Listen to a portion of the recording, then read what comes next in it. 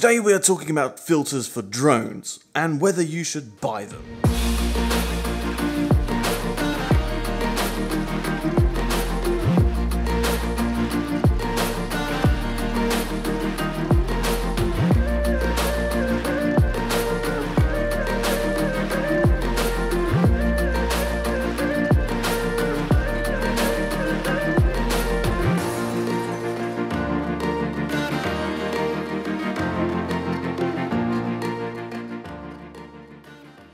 What is going on, guys? Shooting Dave here. So good to see your faces. Welcome back to the channel. Now, if you're new here and you don't know what I'm about, I am at Shooting Dave, a photographer from London that now lives here in Los Angeles. And I make photo and video editing tutorials, so if that is something that sounds of interest to you, then please do consider subscribing. If, like me, you're a photographer and the occasional videographer, then you'll probably understand the need for filters. But let's just say you bought a Mavic Mini, or any other drone for that matter. Do you really need filters? And if so, how do you go about choosing the right ones? You see, that is where this video comes in handy, because today we're going to be talking about the filters from Freewell for the DJI Mavic Mini.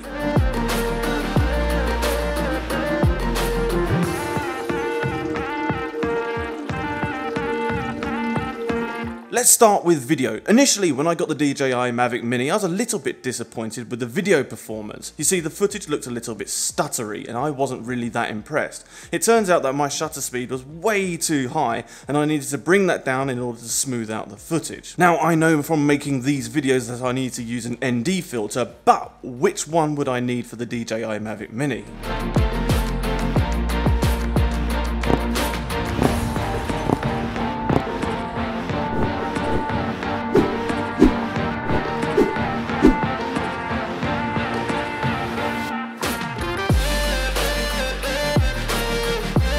How strong of an ND filter you will need will depend on the time of day you're shooting and the weather in your local area. You see, down here in Southern California, I know that if I'm filming during the day, I need an ND 32. That will give me a nice even exposure and allow me to shoot at the correct shutter speed when filming at 24 frames per second. But don't take my word for it, I decided to do a little test outside, so I flew one drone without the filter and I flew the same drone again, but with a filter. Now what I want you to do is pay attention to the motion blur. Now, if we pause the video here, you can see the video on the left has much more motion blur than the video on the right, and that is because I'm using an ND32, allowing me to shoot at 1/50th of a second rather than 1/1600th of a second, which is basically taking a very, very sharp photo, 24 frames a second. And you don't want that, you want a nice smooth amount of motion blur so your footage looks buttery smooth. I also have the full range of ND filters, anything from ND8 all the way up to ND64. So if I'm shooting at midday at high sun, then an ND64 will allow me to get the correct shutter speed. However, if you're shooting at higher frames per second, you can use a weaker ND. So instead of having to go to ND64 or an ND32, you could probably get away with an ND16 or an ND8 depending on what frames per second you're shooting at. So from all that information, it is pretty obvious that if you're going to be using your drone mainly for video, then you of course need an ND filter and you probably want to get a range of them as well. But what about photography?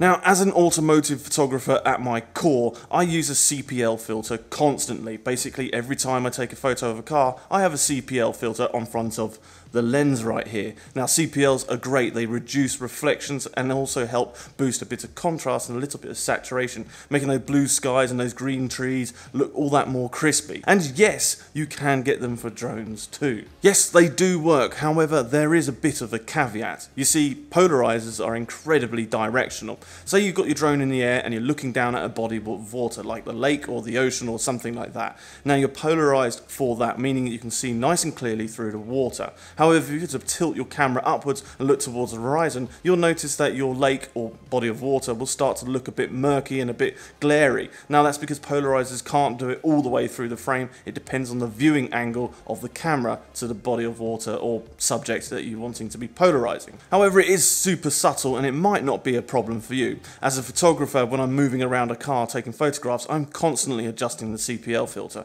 Now, I'm not going to do that every time I'm flying the drone and doing a tilt movement. I'm not not going to be bringing the drone down, adjusting the polarizer, and then sending it back up. I'm basically going to find a happy medium and leave it at that. This is something you will want to consider, however, because any adjustments made to the polarizer, you'll need to land the drone, and no one wants to land the drone continually just to make micro adjustments to the CPL filter. So just find out which amount of polarization works best for you.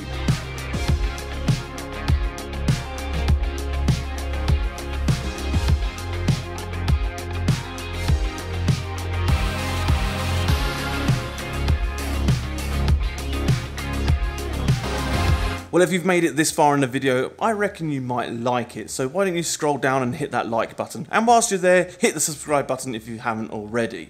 Okay, so what else? Do the freewheel filters take the Mavic Mini over the 249 gram limit? No, they don't. The DJI Mavic Mini, or my one in particular, actually weighs 248.5 grams, and the filters that I put on it weigh less than 1 gram. So I'm still under the 250 gram limit, meaning I don't need to register my drone for the FAA. Now, I can't guarantee that every drone is made exactly the same. However, the likelihood is that it probably are. And if you're in doubt, you can always weigh it yourself just to confirm those feelings. Now, as a final thing, we should talk about color cast. For those of you that have bought cheap ND filters in the past, you might notice that your footage or photos have a slight hue shift when you put the ND filter on. And I am pleased to say that the freewheel filters for the Mavic Mini do not have any color cast whatsoever, or at least none that I've noticed. Now, I do want to stress that I am not sponsored by Freewheel in any way, shape or form. They actually have no idea who I am. I just like their filters, and I feel like you guys will too if you've got a DJI Mavic Mini. That's why I'm making this kind of review for you guys. So yeah, if you want a set, there's a link in the description and you can head down there and grab yourself a set. It's not an affiliate link. I get no kickback whatsoever. I just want to help you guys out. And that is all from me, guys. Thank you so much for watching. If you like this video, do give it a thumbs up. If you've got any comments or questions or maybe some tips for me, leave them down in the comments section below. If you haven't already, please do subscribe and follow me on Instagram. And as always, guys, I've been @ShootingDave, and I will see you in the next one. See ya.